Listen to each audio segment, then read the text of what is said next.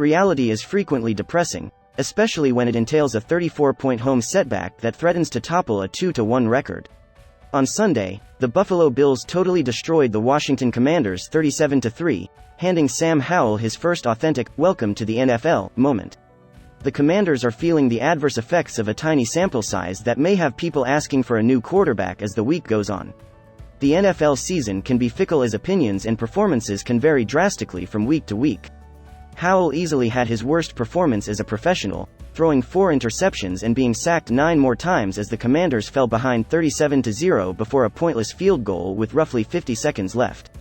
After being acquired by Dan Snyder this summer, the Commanders appeared to have the potential to be one of the NFL's most adventurous teams, but they lost their first game to a legitimate Super Bowl candidate. Howell was outclassed, as was the entire team. Josh Allen, the quarterback for the Bills, didn't have to exert himself all that much because the Commanders frequently turned the ball over.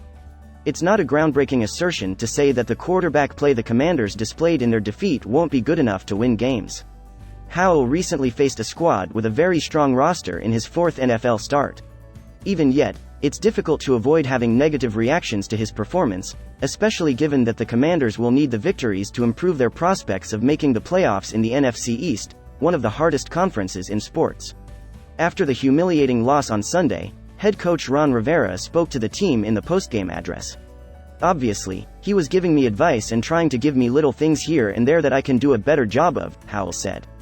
"But in the end, just telling me that he supports and believes in me. I'm really grateful that not only he, but also my teammates in general, have my back."